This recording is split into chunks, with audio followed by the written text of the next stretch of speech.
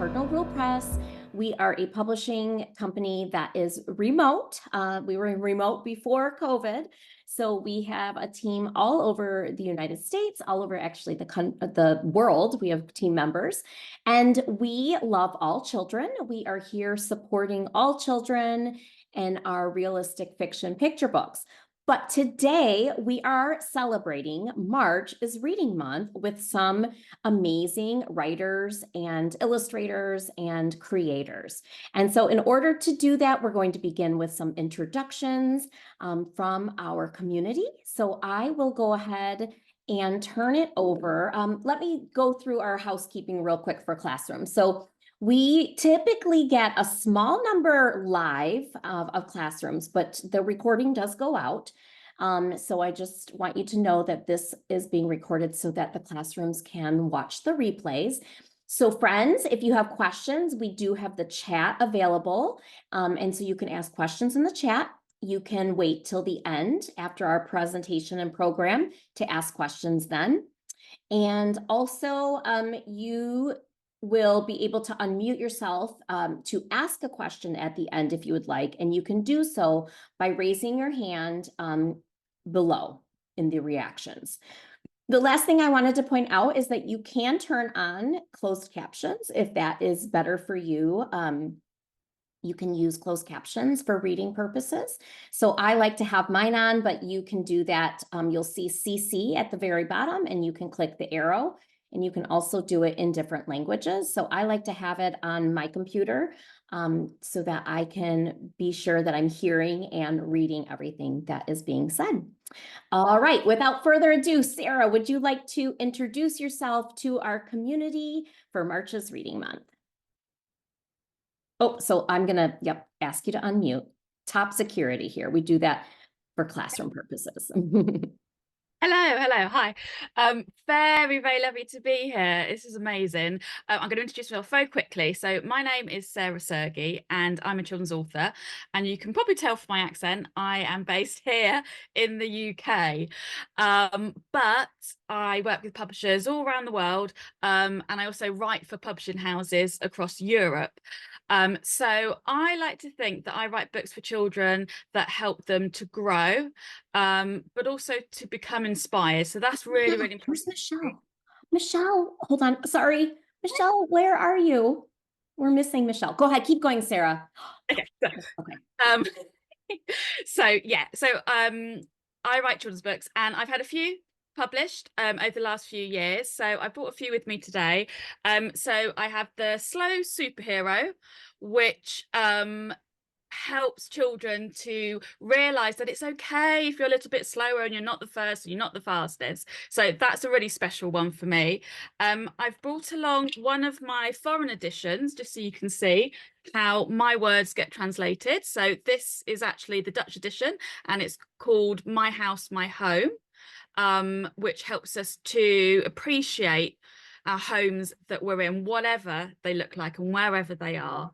There's things to find which are very special. And finally, this is hugely special to me because this is the heavy bag, which is releasing in the US with Cardinal Rule Press in under 2 weeks. So this is the heavy bag, and it's a grief book. And I'm super excited. So hello, everybody. Fantastic. Thank you so much, Sarah, for joining us from the other side of the world. We love that. Zoe, you show up next on my screen, so I'm going to go ahead and ask you to unmute and introduce yourself. Hello, hi everybody. I am so happy to be here, and what a lovely, gorgeous panel you are as well. So I'm Zoe Arena, and I'm a very new writer. In fact, I don't even have a book to hold, but I'm a debut author, and my book, Mandy is Still a Banana, will be coming out next year. And actually on Friday, I was at a creative meeting about it, and it's just so exciting. I can't wait to share Mandy's message that being a banana is absolutely fine. So it's an existential story about a banana that doesn't want to be a banana. And she looks at all the other fruits and imagines life as a pineapple and other fruits. And them as her fruit bowl friends. they all work to celebrate her. And in the end, they all realize the good things about who they are. So it's a journey of self-acceptance. And I think that really is what reading should evoke. So thanks for having me. Mhm. Thank you. Thank you very much for that introduction. And I bet it's very exciting to hold the cover as much as it is, right? Like you have something to hold, which is so exciting. Let's see, Alli, and make sure that I'm pronouncing that correctly, please. Yes, Okay. it's Alli. Hi, Maria. Thanks for having me. I'm really excited to be here. I am a children's book author, but I started as a children's book editor, which is a person like Maria who helps other authors make books. So I've been doing that for about 20 years. And about 5, 6, 7 years ago, I started writing children's books of my own, and I have several published. I've brought them to show you today. The latest one is called The Great Big Me Experiment, which is a bunch of experiments that kids can do on themselves. It's got a little bit of social emotional learning in there, some body and brain stuff, really fun. There's 75 of them in here, and they're exciting. And I love doing workshops on this one and seeing what the kids come up with. So that's nonfiction. I also write some other nonfiction, like hard science books about things like lemurs and bugs and dinosaurs. So that is one type of book that I write. I have a really fun collection of myths and legends, 22 of them from all across the world, which was really great to write. And the illustrations came out so wonderful. I do secretly want to be an illustrator myself. And this picture book, Bright Winter Night, came out about 1.5 years ago, and it's about the Northern Lights, which is a phenomenon that happens in the Arctic Circle, and I think the Antarctic Circle too. So I like to write a lot about nature and about ourselves. And I said before that I secretly want to be an illustrator, which is probably why I made these 2 books called Draw This Book. It's a new series that I'm actually publishing myself as well. And inside of them, you can be the illustrator. So there's a whole story and very little pictures, and you get a chance to become the main character on the first page and draw all the adventures throughout the story. So that's the newest stuff that I'm working on, and I'm excited to hear about what everybody else is working on. Well, I love that. And you can bring a different perspective too, having worked in the industry for a long time, wearing a different hat. So let's not forget that. And Yes. are the Draw This books available currently?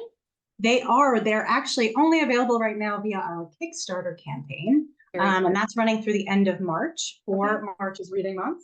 And if anybody wants that information afterwards, I guess we can figure that out. Yeah, if you email us, we send the email out to everyone, I think tomorrow with the replay, and I'd love to include the link to that. Thank you very much. They'd be great for Easter baskets, just saying. They are great for Easter baskets, birthdays. Fantastic. All right, Michelle is next on my screen for introductions. Hello, everyone. Thank you so much for having me. My name is Michelle Worthington, and I am a children's author, a playwright, and a screenwriter. I started having my very first picture book published in 2011.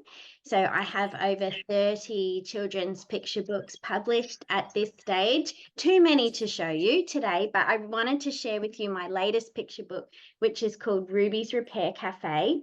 I'm so excited about this book. It's just been released in the UK and the US, as well as where I am here in Australia, and it's already won its first award. So it was a Children's Book Council of Australia's notable book.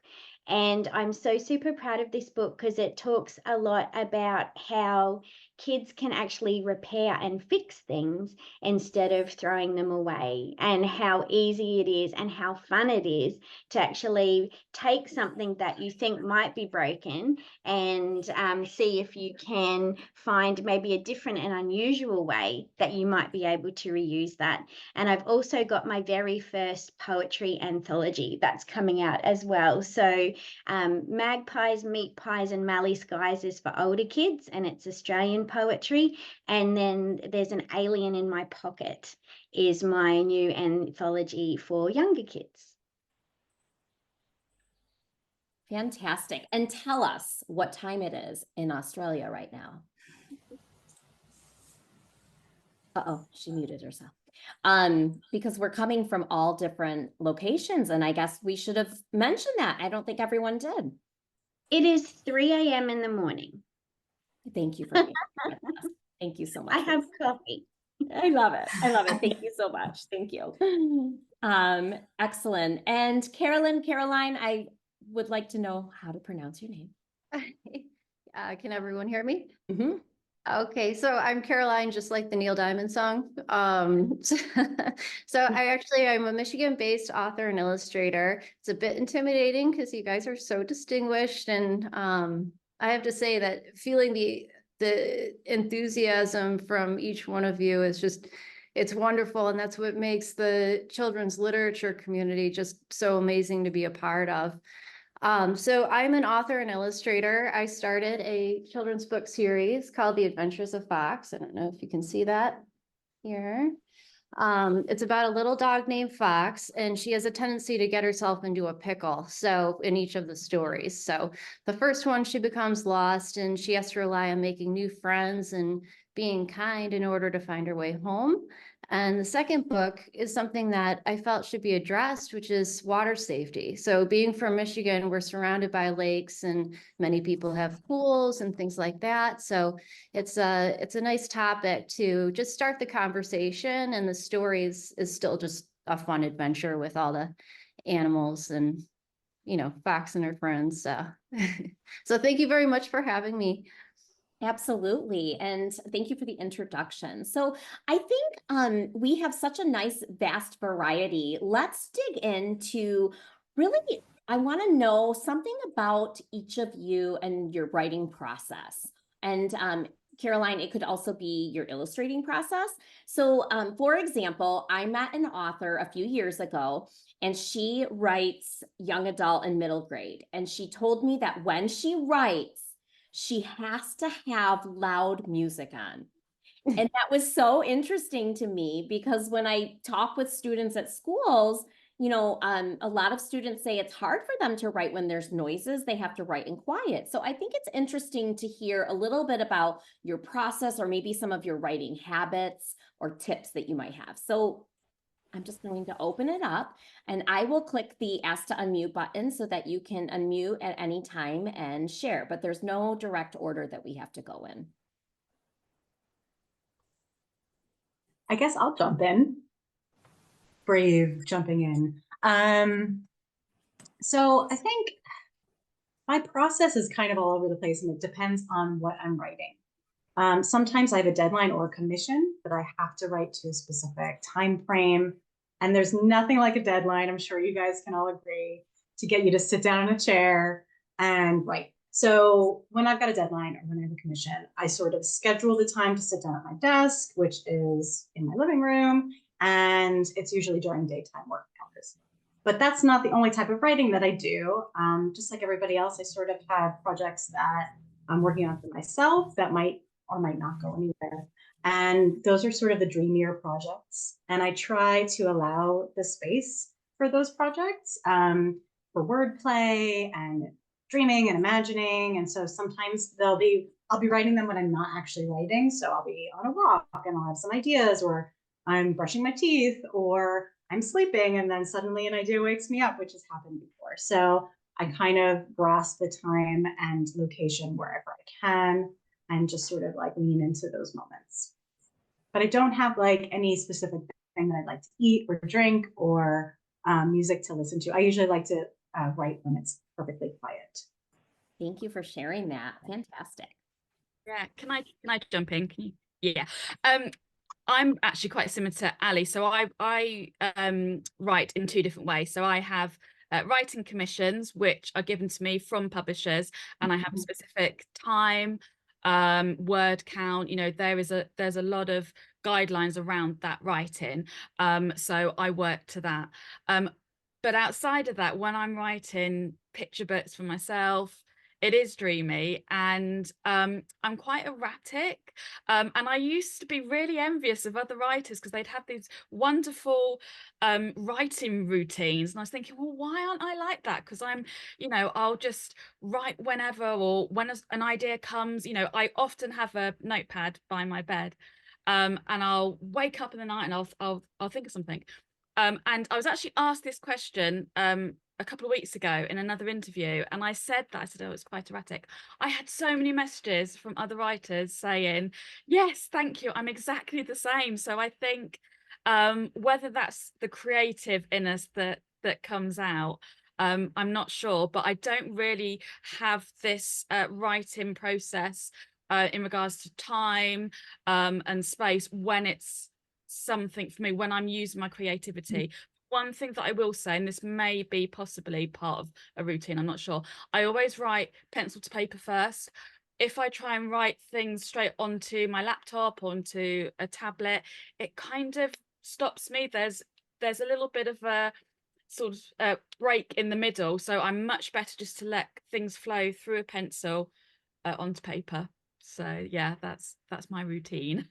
Wonderful. Yeah, I'm exactly the same as Sarah. And I think it's also really important to show kids that we don't get it perfect the first time. So this is one of my first drafts that you can see here. It's actually written on the back of like a floor plan that I had for one of the events that I was doing. So I was doing a market and I came up with an idea for a story. And one of my favorite things to do is show kids first drafts, just how messy, and it's like you take the idea out of your brain, stick it on a trampoline and jump up and down until it kind of gets in the right order. And it's not just authors who do this as well, it's illustrators as well. And I know Karen might be able to speak a little bit to that, but you know, illustrators are doing their rough drafts, and I think that's a little bit of a relief for kids to know that we don't get it perfect the first time, and it's very much just getting it out of our head and onto paper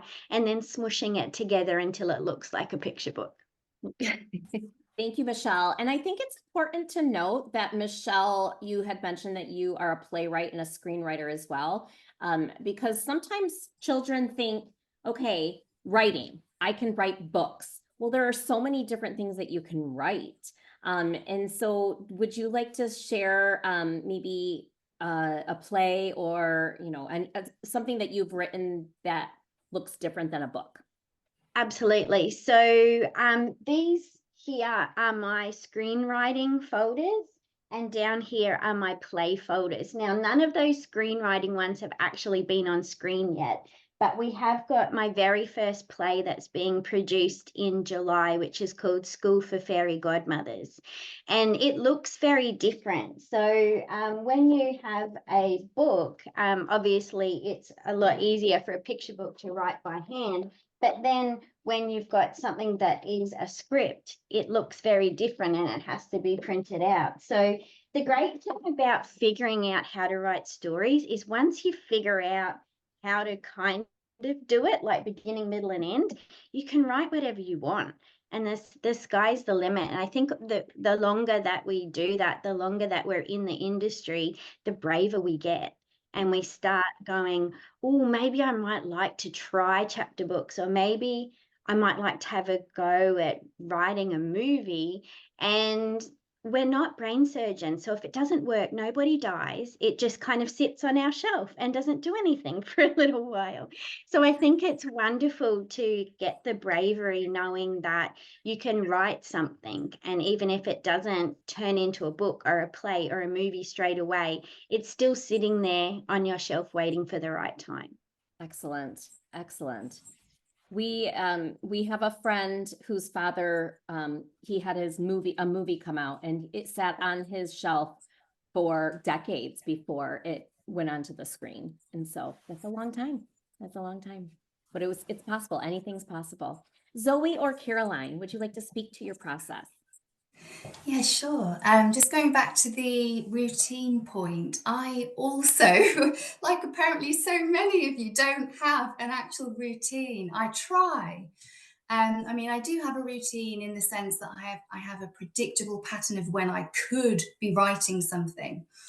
But the inspiration strikes at really weird times, you know, and it's the thing that it's the spark of an idea that inspires me to push through. That works. That doesn't really make grammatical sense, but the ideas that work for me tend to be the ones that are the weirdest, and I kind of push and pull and drag into a shape that's still got that nugget of something a little bit odd.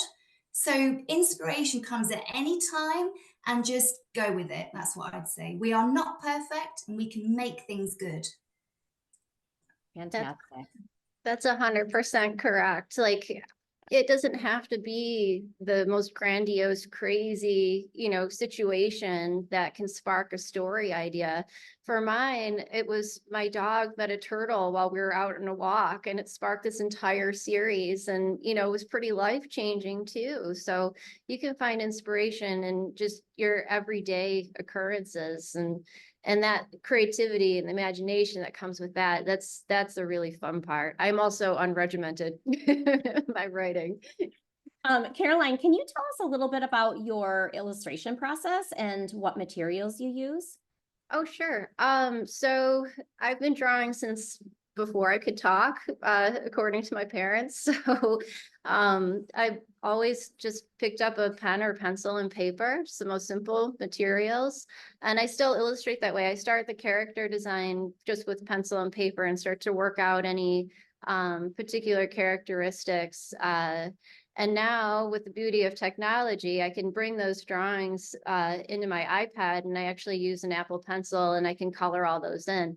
And the beauty of that is that you never run out of your favorite color. So you'll have like the perfect pencil edge and all of your favorite colors in a palette. And I use that throughout every story. And it's a really fun process. Oh, that's wonderful. Sorry, Allie. There we go. Thank you. Okay, super. That is just really, really neat to hear. And what I found, boys and girls, ladies and gentlemen, is that not one of you has a routine, like a specific routine. I love that. I really do. It makes me feel so much better because I don't either. And it's hard. It's hard to be able to say, sit down, write this right now. I think inspiration has to definitely come. And that's why I like to tell boys and girls, we understand it can be hard because you're in school and writer's workshop is at a specific time. But that's why your teachers usually have you create a list of ideas so that you can go back to those ideas and say, okay, I'm not sure what I want to write today. I'm going to go back to my ideas. Okay, I can pick from those ideas. I think that's important. Excellent. So a lot of you have books that are sitting nearby you. And this was not on my agenda. I'm going off script here. Can you share with us something that turned out really well in one of your books, or something that you were really excited about, or something unique or special about something in one of your books? Because I want you to share something with the students listening for March's Reading Month that is special because they have met you on this panel. Something that they wouldn't know buying the book at the bookstore. So I'll give you an example. In my book, Spaghetti and a Hot Dog Bun. So I don't know. Let's see. I'll have to repin myself. In my book, Spaghetti and a Hot Dog Bun, this book has a cardinal on, it's hidden on many pages. And so you can see here, it's hidden on a book, it's hidden on a hat. And the reason I did that is because whenever I see a cardinal, it gives me a moment it's a very unique bird, and they're not super popular. So when I see a red bird, a cardinal here in Michigan, it gives me a moment to pause and to think about my loved ones that are no longer with me. And that was my inspiration when I started Cardinal Rule Press, is everything was centered around the cardinal bird. And so really there's a lot of love in the company and the development of our books. So that's something that you wouldn't know unless you met me. So who else would like to share? I was going to say, actually, I saw yourself, Maria, the other day give a talk about one of your books, and you mentioned something which is exactly what I did. So in my book, The Slow Superhero, there's a dog called Oscar. And Oscar is actually our family dog. And I loved listening to you because you were saying, Maria, how when you write books, it's your story, it's your time, and you can bring in people in your life who mean something to you. So in all of my books, I'm slowly managing to get my daughters, I've got 4 daughters, I'm slowly managing to get them all into books. And they keep saying to me, Mum, when's it's my turn? You know, what book am I going to be in? Who am I going to be? So this was all going on, and I thought, hang on a minute, we've got one little boy in our house, Oscar the dog, and he's very special to us. So he does actually feature in the Slow Superhero. And I just thought it was really, yeah, when I saw you the other day. So yes, it is your story. Write it and include who you want. Fantastic. Anyone else? Go ahead, Zoe. I can share a visual that highlights the magic that happens when words and images just really, really kind of become one, as they should in picture books. So this might not be a final visual, but so we have a fruit bowl, and then we have this gorgeous townscape in the background, drawn by Amy Louise Evans, who's fantastic. And when she included, so I'll just show it again, this townscape with a moon that is in the shape of a banana, it just really impressed me because it made me kind of feel like, yes, there's an outside world. This is a story about a fruit bowl and their friends, but there's another world and life and other people, and we're all connected. And that's what reading does and looking at pictures does. It's an insight into other worlds, other viewpoints, and we are all connected. Beautiful. Which is a bit grandiose, but hey, it's true. First of all, I love that. That was beautiful. And this is the point where my dog Foxy actually met the turtle. I don't know if you guys can see that. And that's what it looked like in my imagination. So I drew it. And that's what you could do with your own books too.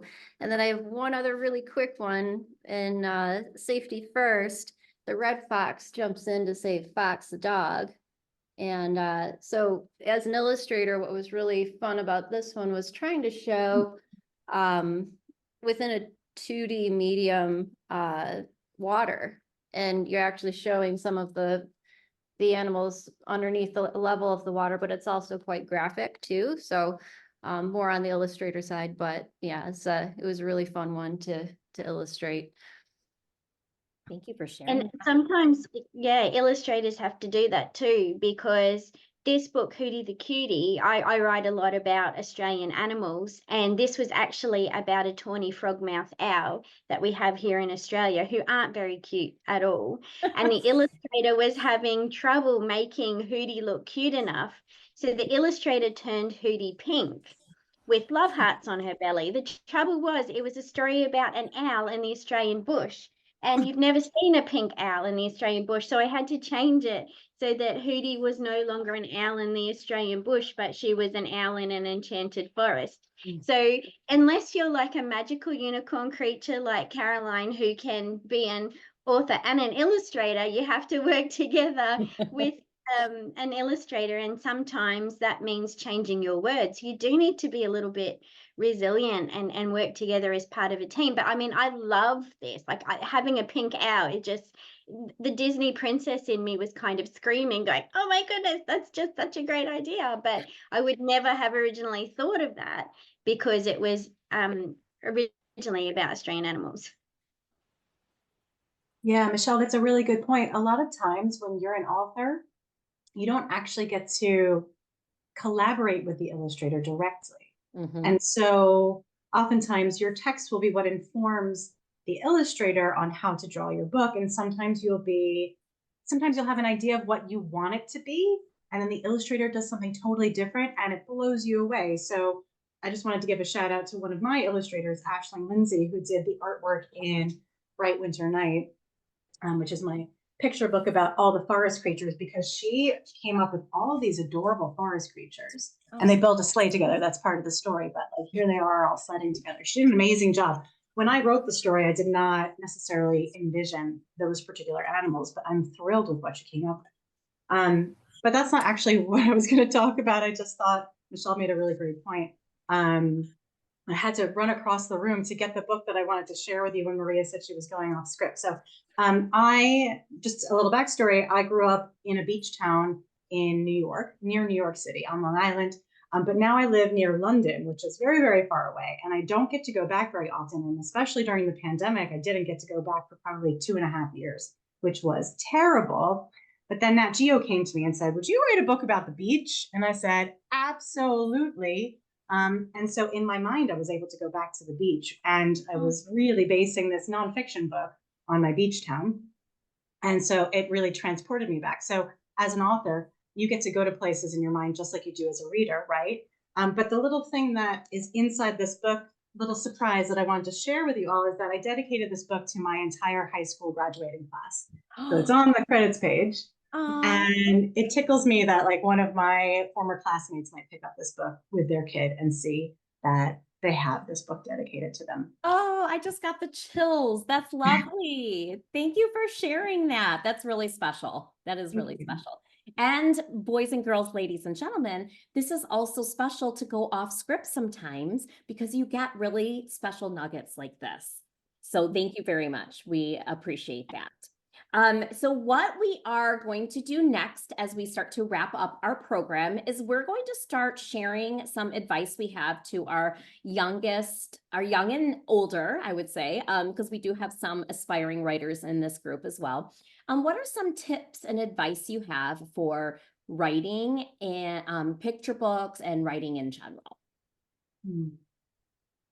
I mean, for picture books, what I always say to children, and I've run a few picture book workshops, and sometimes we just get stuck for words, and then children say, I just can't write this picture book. You don't have to write the words. If it's in your mind here, you can release those words or that story or your imagination in any way that works for you at that time. So sometimes I'll have an idea in my mind, but I just don't feel that I'm ready to write it yet, or I'm struggling a little bit. So I will record myself talking various parts throughout the story, just little ideas so I don't forget them. And I think that's really important to realize that if you want to write a book, you don't always have to go through the writing process to begin with. Don't put that pressure on yourself. If you've got an idea and it's in your imagination, you can just record yourself saying it, you can keep it in your mind, and you can just get that story out however best works for you. Thank you for sharing that. Yeah. Yeah, the blank page could be really scary, can't it? Yeah. Yeah. Go ahead, Caroline. My best piece of advice on both the visual art as well as the writing is to pay attention to everything around you. So the more detailed you can be in your mind with your words and with the forms of things, it can really, really help you when you're going to create. So, you pay attention to how the sunlight's dappling through the trees or how the leaves are moving in the wind. Those little things can make things feel so full in your storytelling and your drawing. I agree with Caroline.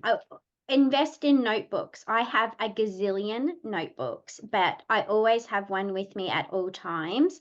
And pencil for me works best. Also, it does help if you have like an obsession with buying super cute notebooks because you have an excuse all the time to buy like super cute stationery, which I just love. So for kids watching, you have to be a story detective. There are stories hidden everywhere. You don't have to go somewhere special. You don't have to do a special course. You don't have to do anything but open your eyes and look for the stories that are hidden in plain sight. And then have that real life inspiration and add like an imagination icing over the top. Sometimes if you're stuck and you're looking at a blank piece of paper and there's just nothing coming, one of the things that I love to do in our school visits is to start from a place of real life. Like Bluey says, for real life. We start for real life and we think about things that are important to us or things that are already something that we know a lot about. And then we change them and we look at them from a really interesting or cool or different perspective. And we add that imagination icing over the top. And sometimes the best stories are the ones that are based on for real life. Mm. And just sort of riffing off of that a little bit, Michelle, that especially because it's your story, you can't get it wrong. It's always going to be unique, original, interesting because it comes from you, and nobody else can write the same story. So that's one of the things that I would say. And then to sort of expand a little bit on something Michelle had said a while ago, like 20 minutes ago, when I was accidentally muted, I did want to jump in because she said she has folders and binders of things that are just sitting on the shelf that haven't been published yet. I've got, folders in my computer and drawers where things are kept, and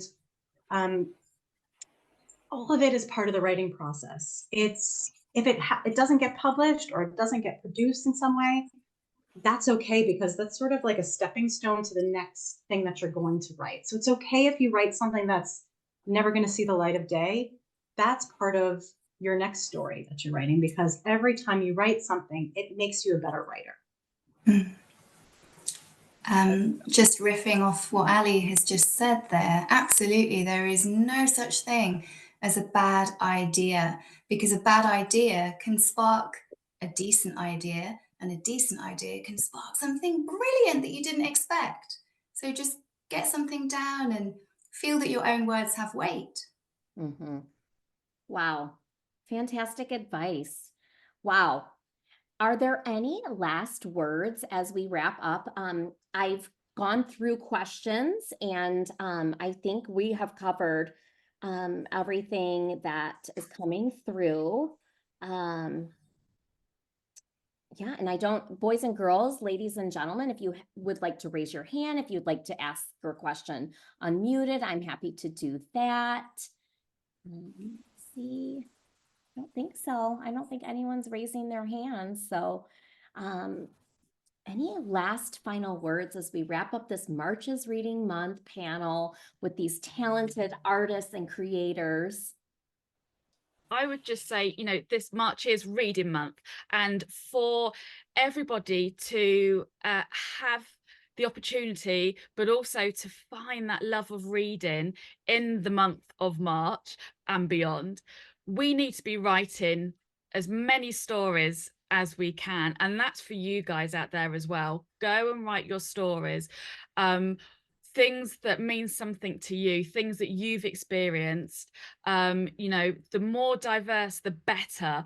Go out there, write those stories, because they're months like this when we focus on reading really mean something, because the choice that's going to be out there for children to be able to read is just going to keep growing. So just go and write that story.